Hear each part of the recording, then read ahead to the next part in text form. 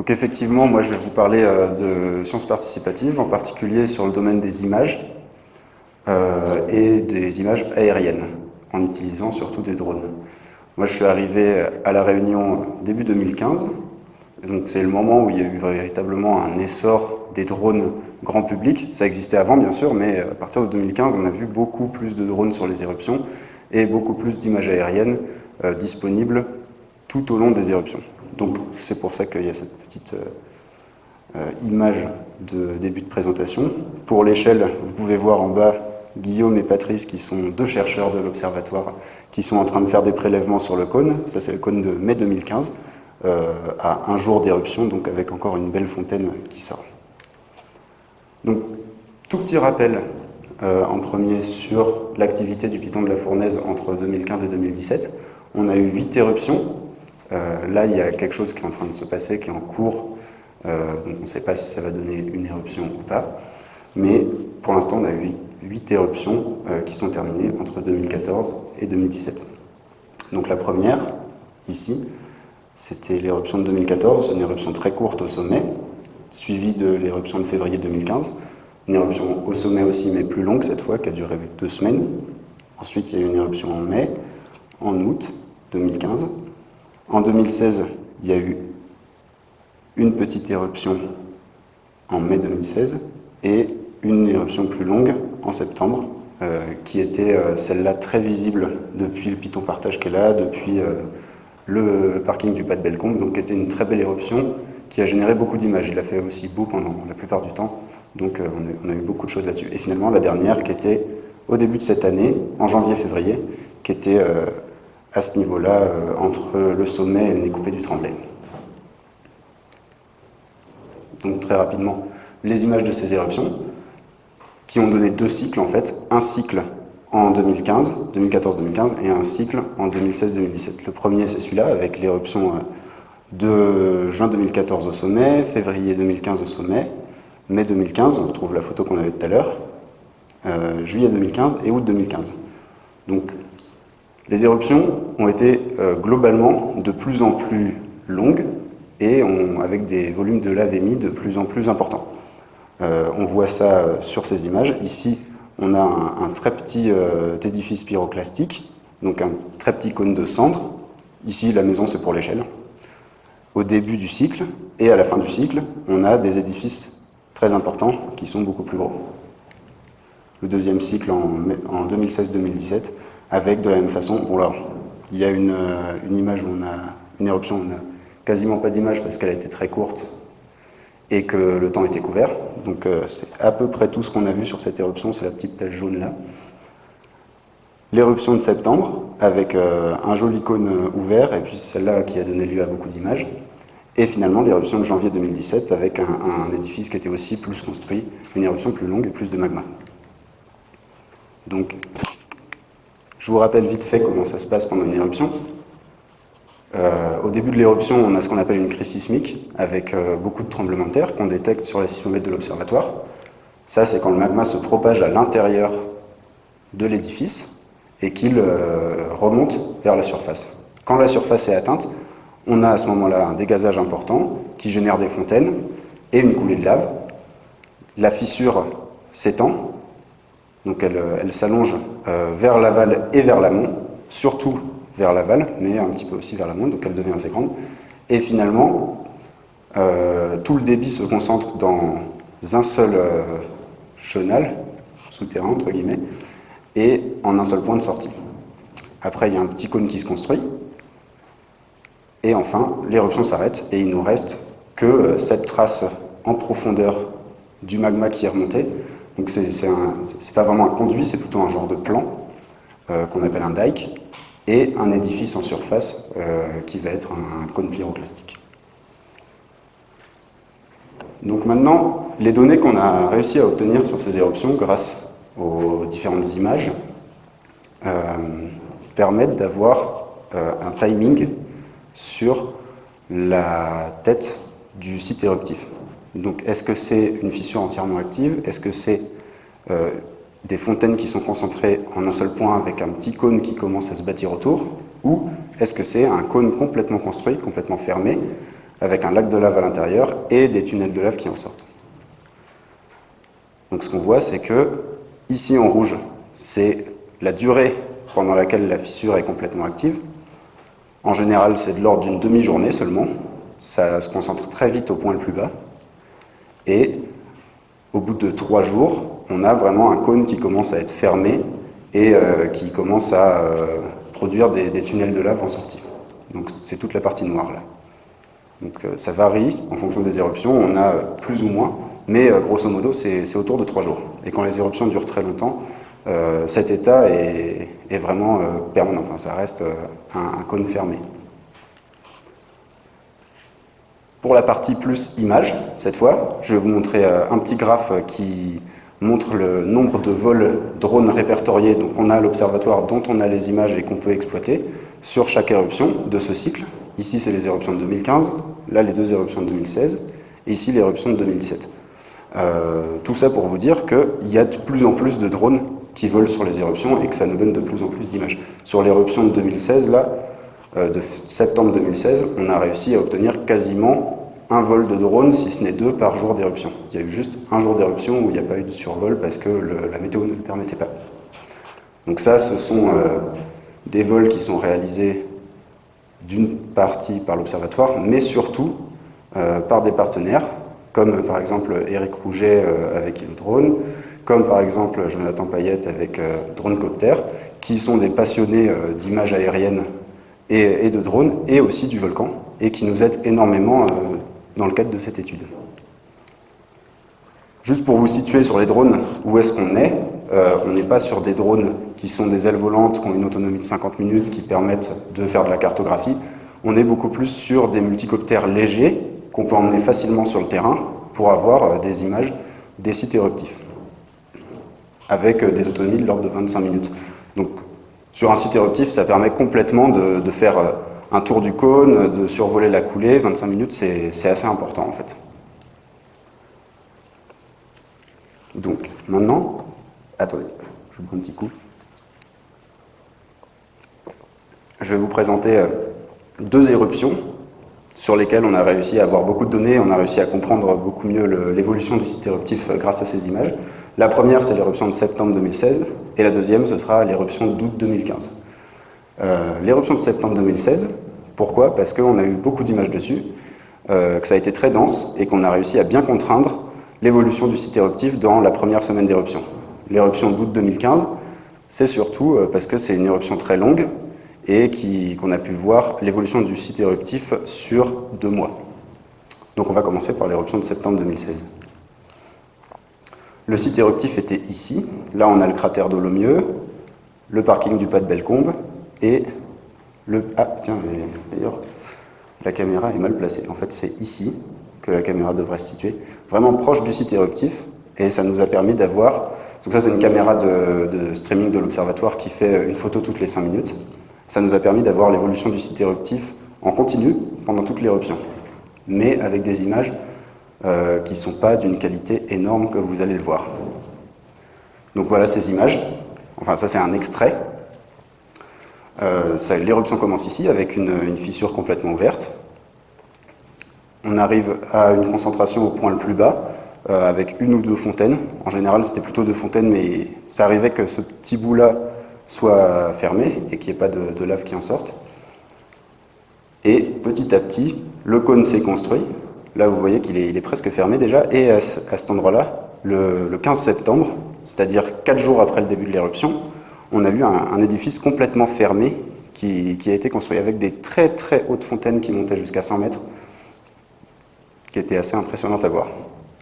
Ensuite, il y a eu des variations, comme on peut le voir sur ces images. Le cône s'est réouvert, il s'est effondré sur lui-même. Donc on voit bien ici que le 15, le cône était vraiment fermé, et le 17, il est beaucoup plus éventré, et la lave en sort directement. Alors qu'ici, elle sort un petit peu par le haut, mais aussi par le bas en forme de tunnel. Et à la fin de l'éruption, le cône avait cette tête-là. Donc là, les images sont assez pixelisées. Ça nous permet de mesurer, entre autres, la hauteur de la fontaine, mais ça ne nous permet pas de voir vraiment où passe la lave, quelle est la géométrie du conduit en dessous, et d'avoir des informations très précises. Mais par contre, ça nous permet d'avoir des informations sur toute la durée de l'éruption. Donc maintenant, ce qu'on va voir, c'est les prises de vue aériennes qui ont été faites pendant cette éruption, qui a commencé le 11. Le 12, il y a eu, donc le 11, il y a eu 6 prises de vue aériennes, le 12, 3, le 13, il n'y en a pas eu parce que le temps ne le permettait pas, le 14, 1, 15, 2, 16, 2 et 17, le dernier jour d'éruption, il y a eu aussi 2 prises de vue. Donc on a pu avoir quasiment tous les jours un visuel aérien sur le site éruptif. Ça nous a permis de... Pardon. Ouais. Donc on a pu corréler ces 2 informations pour faire une timeline de l'éruption et avoir vraiment une évolution du site éruptif. Ici, c'est la mesure de la hauteur des fontaines de lave tout au long de l'éruption. Donc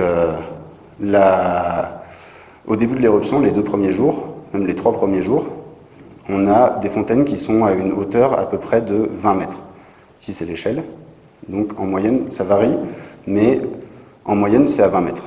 Et on se rend compte qu'à partir du 14 septembre, la moyenne de la hauteur des fontaines est plutôt autour de 40 mètres. Et il y a beaucoup plus de variabilité aussi dans la hauteur des fontaines. Donc, on a vraiment 2 régimes. Un régime en début d'éruption, le 14, une petite phase de transition, et ensuite un second régime du 14 au 17, avec le dernier jour, un régime de fin d'éruption, en fait, une vidange un petit peu de la fin du magma. Donc avec des fontaines qui redescendent autour de 20 mètres. Donc, je vais vous montrer ce que ça donne en images, plus qu'avec juste les petites photos là, mais plutôt en images aériennes. Voilà, ça ce sont des images réalisées par un collègue qui est venu en visite sur le volcan, à ce moment-là, qui avait un drone. Et ce qu'on voit, je vous remets ça très vite fait parce que je vais vous montrer un truc là-dessus. Voilà. C'est qu'à ce moment-là, il est à peu près midi et on a un cône qui est assez évidé, des fontaines qui ne sont pas très hautes. En fait, les fontaines, à ce moment-là, font à peu près 30 mètres, mais il y a des moments où elles atteignent 100 mètres. Et là, on a un chenal qui est très bien tracé, avec la lave qui s'y écoule de manière assez contrainte, et qui après va se déverser dans le champ de lave. Ce qui nous intéresse surtout, c'est la manière dont la lave s'écoule en sortie de cône, parce que ça révèle des choses sur l'alimentation du cône et sa géométrie. Et quand on poursuit un petit peu, donc un peu plus tard dans la journée, on voit qu'il y a des débordements assez importants du chenal en sortie des vents. Vous voyez là, toute la lave qui déborde de ce côté-là. Donc ça peut être le signe d'un apport magmatique qui change, qui varie au cours de la journée, avec probablement des bulles qui sont coincées dans le conduit et qui se décoincent, qui charrient comme ça beaucoup plus de lave à certains moments. Donc là, je vous finis la vidéo. On a vraiment ces débordements assez importants qui sont assez soudains, en fait, et une fontaine qui est très haute aussi. Donc un apport magmatique probablement plus important.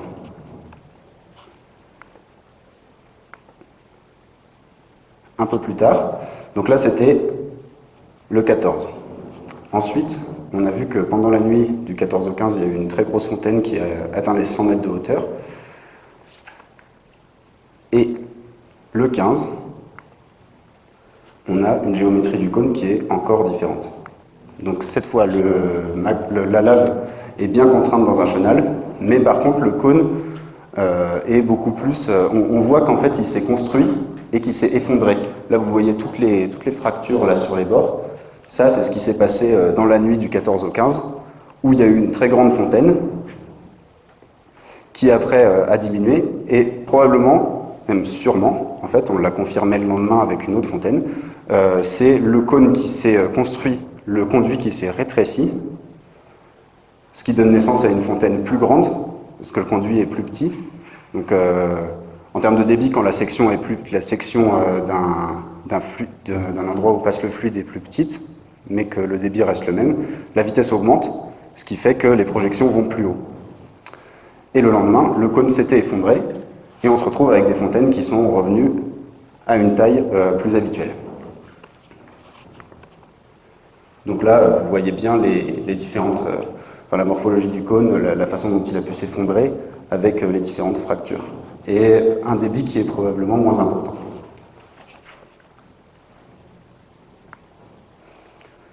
Il y a eu un deuxième épisode de ça, dans la journée, du 15, qu'on a très bien vu, avec des fontaines aussi très très hautes qui atteignaient 100 mètres de hauteur et un cône bien fermé. Le cône qui s'effondre avec des débordements de lave et une fontaine qui redevient beaucoup plus basse. Et finalement, la morphologie du cône a été la suivante dans l'épisode d'après, donc vers la fin de l'éruption. Voilà, donc on se retrouve avec, encore une fois, un cône très évasé, dont on imagine qu'il a été beaucoup plus haut, quand on prolonge comme ça les pentes. On imagine qu'il a pu monter jusqu'à cet endroit-là et qui s'est effondré à la suite de cette émission de lave importante. Donc, maintenant que je vous ai montré tout ça, on va faire un petit résumé de ce qui s'est passé. Je vais passer très vite là-dessus, ce sont les signaux sismiques qui sont liés. Donc c'est encore plus d'arguments qui nous permettent d'être sûrs que le régime a changé. Qui marche pas bon. Que le régime a changé entre les 2 premiers jours d'éruption et à partir du 14. Ici, ce sont les signaux sismiques. Au début de l'éruption, l'intensité du trémor, et donc le trémor, c'est une façon de mesurer l'énergie sismique pendant l'éruption. Donc ça va être directement lié à la quantité de gaz qui s'échappe et au débit de l'éruption. Donc ici, on voit que le débit est très important. Ensuite, sur les premiers jours, il diminue assez rapidement. Ça, c'est parce que la dépressurisation du réservoir se fait assez rapidement. Donc, au début de l'éruption, il y a beaucoup de pression en trop dans un réservoir. Et le premier jour, c'est évacué assez vite. Et ensuite, l'éruption continue sur un mode un peu plus constant et avec un dégazage un peu plus constant. Or, ce qu'on voit, c'est qu'on n'a pas juste une courbe comme ça qui fait que descendre jusqu'à la fin de l'éruption. On a une petite période de transition à ce niveau-là, qui correspond très bien à la période de transition qu'on a eue sur les fontaines, puis un régime totalement différent de ce qu'on a ici, sur la période du 14, 15, 16, 17, qui correspond aussi à ce qu'on a vu sur les fontaines. Donc pour résumer, qu'est-ce qu'on a vu? Au début de l'éruption, il y a ouverture de la fissure, très grosse énergie sismique dégagée, ou en tout cas mesurée sur les capteurs sismiques de l'observatoire. Ici, c'est ce que représentent les cercles bleus. Ensuite, sur les 2 jours qui suivent, dépressurisation du système, donc avec un débit de plus en plus faible, et donc une énergie sismique dégagée de plus en plus faible. Ici, la flèche rouge représente le débit. Si elle est grosse, c'est que le débit est très important, sinon c'est que le débit diminue. Et au bout de 3 jours, on a un régime de transition dû au fait que le débit a diminué. Donc si vous voulez, quand la fissure s'ouvre, on a un conduit qui est assez large, avec beaucoup de lave qui circule dedans. Ensuite, il y a de moins en moins de lave qui circule dedans, ce qui fait que l'apport de chaleur est moins important et que le conduit commence à se rétrécir, à se figer, vu qu'il y a moins d'apport de chaleur. Et on se retrouve au bout de 3 jours avec un conduit qui est rétréci par rapport à la taille du débit du conduit initial. Sauf que ce qui peut arriver, c'est qu'il y a des variations dans le débit, comme on a vu avec les débordements de lave sur la vidéo du 14, et que d'un coup, le débit devienne plus important, alors que le conduit est très rétréci. Ce qui fait qu'on a un débit important, plus un conduit petit, et donc de la même façon où si on a un tuyau d'arrosage et qu'on augmente le débit et en même temps qu'on presse sur le tuyau d'arrosage, on a une plus grande gerbe. Là, c'est pareil dans le cas des éruptions. Et ça se traduit en termes de signal sismique également, puisque le conduit vibre de façon plus importante. Cet apport de chaleur fait fondre les bords du conduit, donc ça réélargit le conduit, mais aussi le cône. Ici, vous avez en bordeaux la roche chauffée. Donc on voit que sur ce schéma, l'épaisseur de roche chauffée n'est pas très importante à l'intérieur du cône. En revanche, si le débit augmente, la roche va être plus chauffée et le cône qui s'est construit, qui peut être assez haut, peut se déstabiliser, s'effondrer, et on retourne à un état où on a des fontaines moins hautes, le débit a pu diminuer entre-temps, et un signal sismique moins important également. Finalement, en fin d'éruption, le débit diminue énormément, le chenal peut se rétrécir beaucoup, et du coup l'énergie sismique dégagée peut être importante même si le débit n'est pas très important. Et souvent ce qu'on observe en fin d'éruption, c'est effectivement une augmentation de l'intensité du signal sismique, du trémor, avant la fermeture complète et l'arrêt du dégazage et de l'émission de lave. Donc ça résume très rapidement ce que je viens de dire. Le débit peut avoir une influence positive sur la hauteur des fontaines, ça c'est assez évident. S'il y a un débit plus important, les fontaines seront plus hautes. Mais il aura également une influence positive sur la largeur de conduit, de par un apport de chaleur, mais avec un délai. Puisque cet apport thermique, le temps de faire fondre ou de liquéfier les bords du conduit, ça peut prendre un petit peu de temps. Et par contre, la largeur du conduit a une influence négative sur la hauteur des fontaines, c'est-à-dire que plus le conduit est large, plus les fontaines sont basses. Plus le conduit est étroit, plus les fontaines sont hautes. C'est pour ça qu'on a des variations de hauteur de fontaine durant la deuxième période de l'éruption. Donc ça, c'est ce qu'on a réussi à comprendre grâce à toutes ces images. C'est pas énorme, mais ça montre bien que une science participative, que des gens qui ne sont pas forcément scientifiques de formation, mais qui sont très intéressés par le domaine et qui ont des compétences pour acquérir des images dans certains domaines, peuvent apporter une aide énorme à la compréhension scientifique. Juste pour résumer très rapidement avec un autre schéma ce que je viens de dire. En début d'éruption, le débit est très important, les fontaines sont très hautes. Après, le débit diminue assez rapidement, le conduit se rétrécit, il est moins large, et les fontaines sont plus basses. Et ensuite, si le débit augmente avec un conduit rétréci, on a des fontaines qui peuvent varier en taille. Et enfin, si l'apport de chaleur est assez important, tout le système peut se déstabiliser et le cône peut s'effondrer. Ça nous donnera des fontaines beaucoup plus basses à ce moment-là.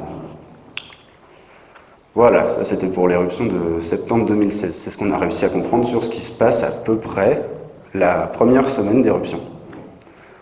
Maintenant, on s'est intéressé à l'éruption d'août 2015, qui a duré un peu plus de 2 mois, pour voir ce qui se passait un peu plus loin, à partir de 3 semaines, 1 mois d'éruption, et jusqu'à la fin.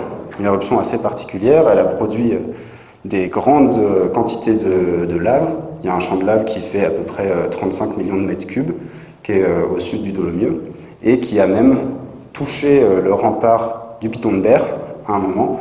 C'était le 24 octobre, je crois, si je me souviens bien, faisant s'enflammer la végétation jusqu'au sommet du rempart du Piton de Berre et créant un gros incendie. Pour ceux qui s'en rappellent, ça avait été assez le branle-bas de combat des hélicoptères. Il y avait Élie Lagon, Corail Hélicoptère, qui ramenait des ballons d'eau pour essayer d'éteindre l'incendie. Donc c'était assez impressionnant cette journée. Donc nous, ce qu'on a fait sur cette éruption, c'est qu'on a pris les images drone et on a fait des modèles 3D avec certains logiciels de reconstitution 3D à partir d'images. Donc on part de plusieurs images en 2D et on finit avec un modèle 3D du cône qu'on peut pointer et remettre sur des logiciels comme par exemple Google Earth qui nous permettent de comparer vraiment beaucoup de caractéristiques de ce cône, notamment sa hauteur, son volume, la largeur du conduit ici, et de faire vraiment une analyse poussée de la morphologie de ce cône. Par exemple, ici sur le cône du 10 octobre 2015, on l'a remis en vue d'en haut et on a pu le mettre à côté, à l'échelle, du parking du Pas de Bellecombe. Donc ça fait vraiment un sacré gros cône. Là, Vous avez ici, pour vous donner une idée de l'échelle avec des choses réelles, des voitures qui sont garées au parking du Pas de Bellecombe, contre le lac de lave à l'intérieur du cône du 10 octobre 2015. Donc, ça nous a permis d'avoir des données morphologiques pendant une grande partie de l'éruption, assez régulièrement, depuis l'ouverture de la fissure. Donc ça, malheureusement, c'est pas une photo aérienne, on n'en avait pas à ce moment-là, mais c'est une photo de Patrick Boissier de l'Observatoire, du début de l'éruption. Ensuite, il y a eu plusieurs acquisitions photographiques au niveau du cône tout au long de l'éruption. Et moi, ce dont je vais vous parler maintenant, c'est pas du début, qu'on a vu sur l'éruption de 2016, c'est plutôt du milieu et de la fin, c'est-à-dire du cône une fois qu'il est formé, qu'il y a un lac de lave dedans, et jusqu'à la fin de l'éruption où il y a une vidange complète du cône. Donc très vite fait, je vais vous montrer des images de drone du 12, du 16, du 24 et du 31. Donc celui-là, celui-là, celui-là et celui-ci. Et pour celui-là, je voudrais que vous regardiez bien à quoi il ressemble le 12 septembre, donc c'est-à-dire après 3 semaines d'éruption. On a un cône qui est assez élevé, avec un lac de lave à l'intérieur qui est plutôt réduit. Il n'est pas très large. En revanche, quand on regarde un peu plus d'un mois plus tard, à quoi ressemble le cône, on pourrait s'attendre à ce qu'il soit simplement plus haut et plus large, mais ce n'est pas le cas. Sur les mesures 3D qu'on a fait, le cône fait à peu près la même taille, si ce n'est moins. Et par contre, le lac de lave est beaucoup plus large à l'intérieur. Donc pourquoi ça? Ouais, vous voyez, et ça bouillonne énormément à ce moment-là. On a aussi beaucoup de dégazage, et ça a été confirmé par les données de l'Observatoire. Il y a un débit qui est beaucoup plus important à partir de la mi-octobre qu'en septembre. Donc, un peu plus tard, le cône possède toujours un lac de lave assez large par rapport à sa propre largeur, et il a commencé à se reconstruire progressivement et à devenir un petit peu plus haut. Et enfin, à la fin de l'éruption, on peut bien voir la morphologie interne du cône.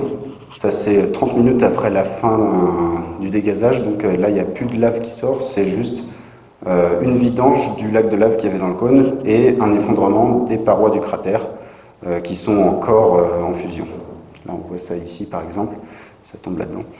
Et on a vraiment une vidange du niveau du lac de lave qui va passer de proche du bord du cône à se rapatrier dans l'intérieur du cône.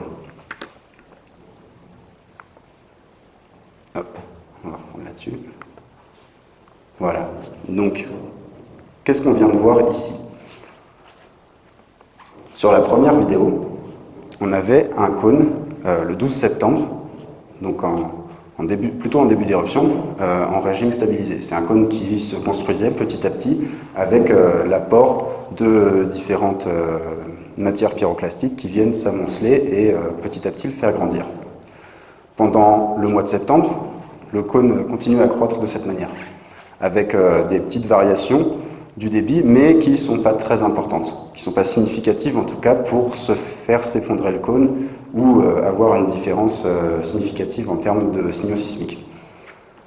Par contre, en octobre, et ça on l'a très bien vu sur les signaux sismiques et sur les émissions de gaz, il y a une grosse augmentation du débit qui fait que le cône se retrouve, l'édifice se retrouve extrêmement chauffé et finit par se déstabiliser et s'effondrer. Et c'est pour ça qu'on retrouve un cône le 16 octobre qui n'est pas plus haut mais plus bas que le cône du 12 septembre. C'est en fait parce qu'il s'est effondré. Il a simplement été en croissance pendant un certain moment, mais une augmentation du débit l'a fait s'effondrer. Donc après on se retrouve avec un cône qui est en fait, plutôt que d'être, si vous voulez, une forme pyramidale classique, va être plutôt tronqué en trapèze, comme ceci. Ça, c'est des cônes qu'on retrouve, par exemple, pour ceux qui connaissent un petit peu le volcan, sur le cône du Château Fort, qui a une morphologie qui est très proche de celle de l'éruption de août 2015. Voilà, je vais finir là-dessus. C'est un résumé des deux parties, celle de septembre 2016 et celle d'août 2015. C'est-à-dire, qu'est-ce qui se passe au niveau du cône pendant toute une éruption. Au début du cône, au début de l'éruption, on n'a pas de cône, on a simplement des fontaines de lave qui sont assez hautes. Puis, on a une construction du cône et un régime de transition qui aboutit à un régime qui peut durer 1 à 2 semaines où on a un cône successivement bien construit ou effondré en fonction des variations de débit.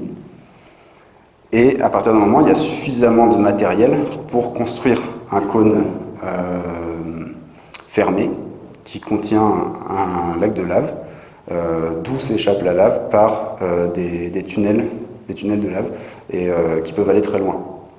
Ça peut être un tunnel de lave de 50 mètres qui fait sortir la lave directement au pied du cône, comme ça peut être un tunnel de lave de plusieurs kilomètres qui emmène la lave jusqu'à la mer, comme on a pu voir dans les années 2000. À partir de ce stade, il peut y avoir des variations très importantes du débit qui vont quand même déstabiliser ce cône. Là, la variation du débit est telle qu'elle est capable de déstabiliser la partie supérieure du cône et de la faire s'effondrer. Donc, on peut appeler une décharge. Et à ce moment-là, redessiner la morphologie du cône et avoir un truc beaucoup plus large avec un lac de lave beaucoup plus impressionnant. Et enfin, à la fin de l'éruption, le magma finit par se vidanger du cône et on se retrouve avec l'édifice final qui ressemble, dans ce cas-là, à quelque chose comme celui de août 2015. Voilà, merci beaucoup.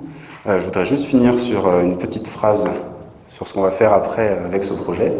L'idée, ce serait de mettre en place une plateforme de sciences participatives, parce que là, tout ce qu'on a, c'est parce qu'il y a des gens qui ont été assez prévenants et assez aimables pour nous donner de leur propre chef des images d'éruption à l'observatoire.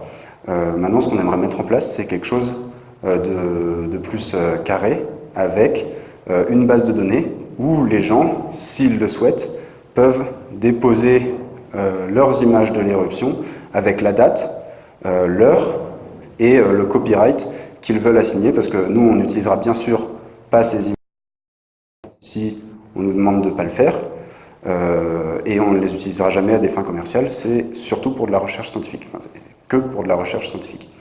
Donc c'est la continuation de ce projet, ce sera ça, probablement à mettre en place cet été ou cet automne, avant 2018. Merci beaucoup.